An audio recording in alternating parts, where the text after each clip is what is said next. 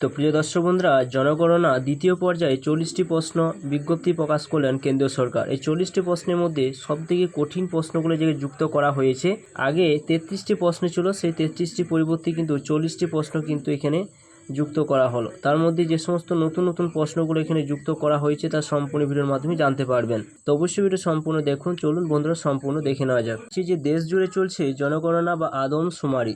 ইতিমধ্যে প্রথম ধাপে সেলফ এনুমারেশন চলছিল এতদিন, এবার আরও এক ধাপ এগুলো কেন্দ্র। জনগণনায় বাড়ি বাড়ি গিয়ে তথ্য সংগ্রহের জন্য 40টি প্রশ্নের তালিকা প্রকাশ করলো কেন্দ্রীয় স্বরাষ্ট্র মন্ত্রক।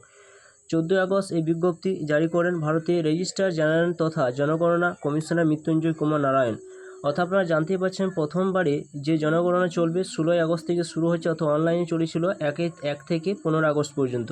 তারপর 16 আগস্ট থেকে কিন্তু যেটা গৃহগণনা কিন্তু শুরু হয়েছে, যেটা চলবে 16 আগস্ট পর্যন্ত, বাড়ি বাড়ি আপনাদের পৌঁছাবে। এরপর দ্বিতীয় পর্যায়ে চলবে আপনার জনসংখ্যা গণনা। সেই জনসংখ্যা গণনার জন্য 40টি প্রশ্নের কিন্তু উত্তর কিন্তু প্রকাশ করেছেন কেন্দ্রীয় সরকার। এই 40টি প্রশ্নের উত্তর কিন্তু আপনাদের বাড়ি বাড়ি পৌঁছাবে এবং আপনাদের সেই প্রশ্নের উত্তর কিন্তু আপনাদের দিতে হবে। এই 40টি প্রশ্নের মধ্যে কি কি রয়েছে, কি প্রশ্ন আপনাদের উত্তর দিতে হবে, তবে আপনার বাড়িটা জনগণনায় আওতায় কিন্তু আসবে, তবে একটা আইডি কিন্তু আপনারা পাবেন। তো চলুন সম্পূর্ণ দেখে নিই কী কী রয়েছে। তো 1 নম্বরে যেটা রয়েছে ব্যক্তির নাম, অথবা প্রথমে আপনার ব্যক্তির নাম চাওয়া হবে দ্বিতীয় পর্যায়ে যে জনগণনা শুরু হচ্ছে সেটি ক্ষেত্রে। তো 2 নম্বর বলা হয়েছে পরিবারের প্রধানের সঙ্গে সম্পর্কে কি রয়েছে। তারপর 3 নম্বর রয়েছে লিঙ্গ কি, জন্ম তারিখ ও বয়স সম্পূর্ণ বছর হিসাবে বলা হয়েছে। 5 নম্বর বলা হয়েছে যে বর্তমানে বৈবাহিক অবস্থা কি রয়েছে। 6 নম্বর বলা হয়েছে বিয়ের সময় বয়স কত ছিল। 7 নম্বর বলা হয়েছে স্বামী বা স্ত্রীর নাম কিন্তু এখানে চাওয়া হয়েছে। 8 নম্বর বলা হয়েছে ঘোষিত নাগরিকত্ব এখানে উল্লেখ করা হয়েছে। 9 নম্বর বলা হয়েছে যে ধর্ম, আপনার ধর্ম কি রয়েছে সেটি কিন্তু এখানে উল্লেখ করা হয়েছে। তারপরে 10 নম্বরে বলা হয়েছে এই তপশিলি জাতি এসসি না এসটি কি আপনি কাস্ট, সেটি কিন্তু এখানে চাওয়া হবে দ্বিতীয় পর্যায়ে জনগণনায়। এরপর 11 নম্বর বলা হয়েছে বাবার তথ্য। 12 নম্বর বলা হয়েছে মায়ের তথ্য। 13 নম্বর উল্লেখ করা হয়েছে প্রতিবন্ধকতা সংক্রান্ত। এরপর দেখুন 14 নম্বর বলা হয়েছে মাতৃভাষা ও অন্য কি ভাষা আপনি জানেন, সেটি কিন্তু সেখানে প্রশ্ন করা হবে আপনাকে। 15 নম্বর উল্লেখ করা হয়েছে সাক্ষরতা, ডিজিটাল সাক্ষরতার অবস্থা কি রয়েছে। 16 নম্বর উল্লেখ করা হয়েছে যে শিক্ষা প্রতিষ্ঠানে উপস্থিতি হার বা অবস্থা কি রয়েছে। 17 নম্বর উল্লেখ করা হয়েছে যে সর্বোচ্চ শিক্ষাগত যোগ্যতা এবং বিষয় বা শাখা কি রয়েছে আপনার, সেটি চাওয়া হবে। 18 নম্বর উল্লেখ করা হয়েছে গত 1 বছরে কোনো সময় কাজ করছেন কিনা, সেটি কিন্তু উল্লেখ করা হবে। এবং 19 নম্বর বলা হয়েছে অর্থনৈতিক কর্মকাণ্ডের ধরন কি রয়েছে আপনার। 20 নম্বর উল্লেখ করা হয়েছে আপনার পেশা কি রয়েছে। 21 নম্বর উল্লেখ করা হয়েছে শিল্প, ব্যবসা বা পরিষেবার ধরন কি রয়েছে। 22 নম্বর উল্লেখ করা হয়েছে কর্মী শ্রেণী কি রয়েছে, অর্থাৎ যে বাড়িতে যাবেন তার কর্মী কী শ্রেণী রয়েছে সেটি কিন্তু আপনার উল্লেখ করা হবে। এরপর দেখুন উল্লেখ করা হয়েছে 23 নম্বরে যে অর্থনৈতিক নয় এমন কার্যকলাপে প্রান্তিক অর্ধপ্রান্তিক কর্মহীনদের ক্ষেত্র, সেটি কিন্তু 23 নম্বর উল্লেখ করা হয়েছে। 24 বলা হয়েছে কাজ খুঁজছেন কিনা বা কাজের জন্য উপলব্ধ কিনা, সেটি কিন্তু আপনাকে প্রশ্ন করা হবে। 25 উল্লেখ করা হয়েছে কর্মস্থলে যাতায়াত তথ্য কি রয়েছে। 26 উল্লেখ করা হয়েছে জন্মস্থান কোথায় আপনার। 27 নম্বর বলা হয়েছে শেষ কোথায় আপনি বসবাস করতেন, সেটি বলা হয়েছে। 28 উল্লেখ করা রয়েছে যে অভিবাসন বা স্থানান্তরিত হওয়ার কারণ কি রয়েছে। 29 নম্বর বলা হয়েছে শেষবার স্থানান্তরিত হওয়ার পর এই গ্রাম অথবা শহরে কত বছর ধরে আপনি বসবাস করছেন। 30 নম্বর উল্লেখ করা হয়েছে স্থায়ী বাসস্থানের ঠিকানা কি রয়েছে। 31 নম্বর উল্লেখ করা হয়েছে যে বর্তমানে জীবিত সন্তানের সংখ্যা, বিবাহিত, বিধবা, বিবাহ বিচ্ছিন্ন, পৃথক বসবাসকারী মহিলাদের ক্ষেত্রে কিন্তু এটা উল্লেখ করতে হবে।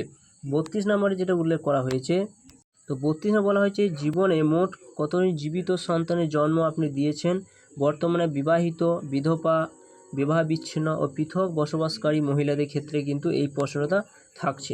33 নম্বর উল্লেখ করা হয়েছে গত 1 বছরে জীবিত সন্তানের জন্ম দিয়েছেন কিনা এবং সংখ্যা বর্তমানে বিবাহিত মহিলাদের ক্ষেত্রে কিন্তু এর প্রশ্ন উল্লেখ করা হয়েছে। 34 নম্বর দেখুন যেটা যুক্ত করা হয়েছে নতুন, যেটা 33টা প্রশ্ন ছিল তার মধ্যে এই প্রশ্নগুলো কিন্তু এবারে যুক্ত করা হয়েছে।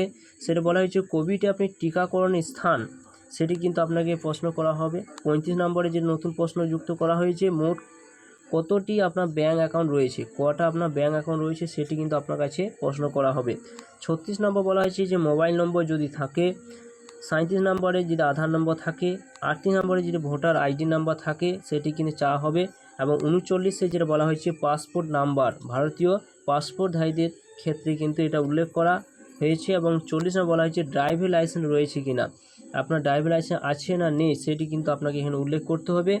তো প্রথমে যে 33টা প্রশ্ন ছিল তার মধ্যে এই নতুন এই প্রশ্নগুলো কিন্তু আরও যুক্ত করা হয়েছে, এই প্রশ্নের উত্তর কিন্তু আপনাদের দিতে হবে। তো আপনারা জানতেই পারছেন যে সমস্ত প্রশ্নগুলো যুক্ত করা হয়েছে। তো জনগণনা 2027 দ্বিতীয় পর্যায়ে অর্থাৎ জনসংখ্যা গণনা 2027 সালে ফেব্রুয়ারিতে হওয়ার কথা। এই পর্যায়ে দেশের প্রতিটি ব্যক্তির আর্থিক, শিক্ষাগত, অভিবাসন অন্যান্য গুরুত্বপূর্ণ তথ্য সংগ্রহ করা হবে। এই পর্যায়ে হবে জাত ভিত্তিক জনগণনা।